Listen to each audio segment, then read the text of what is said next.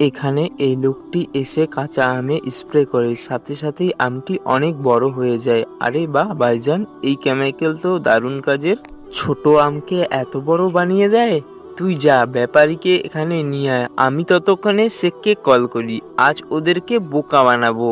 এই বাগানে আর কোনো কাজ নেই, চল চলে যাই। শুনেন, কেমন লাগলো আমাদের বাগান? আপনাদের আম পাকতে অনেক দেরি, আমরা ওদিকে দেখে নেব। দাঁড়ান ভাইজান, আমাদের বাগানের সবচেয়ে বড় আম দেখেননি, চলেন দেখবেন। চলো তাহলে।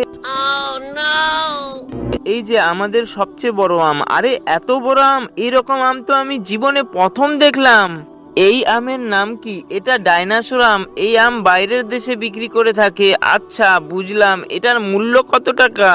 ভাই মাত্র 15 লাখ টাকা। 15 লাখ? এদিকে শেখ সাহেব চলে আসে। আল হাবিবি, কোথায় সেই ডাইনোসর, আমাকে দেখাও।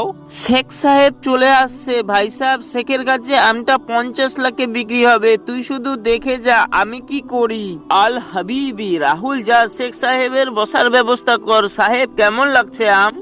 বলো কত টাকা হলে বিক্রি করবে? সাহেব মাত্র 50 লাখ টাকা। মাত্র 50 লাখ টাকা? আমার চেকবুক কোথায়? পেন নিয়ে আসতে ভুলে গেছি, পেন নিয়ে আসো। সাহেব, যদি আপনাকে এই আম 15 লাখ টাকায় কিনে দিই তাহলে আমাদের কি দেবেন? আমি আপনাদের 10 লাখ টাকা দেব।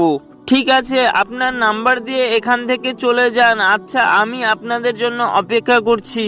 শেখ কোথায় চলে গেল? শেখ সাহেব রাগ করে চলে গেছে। এখন বলো আমটি 15 লাখ টাকায় দিবে। ঠিক আছে, তোমরাই কিনে নাও। তোমার অ্যাকাউন্ট নাম্বার বলো। হ্যালো শেখ সাহেব, আমি কিনে ফেলেছি। আরে আমরা সবাই এক হয়ে তোদের বোকা বানিয়েছি।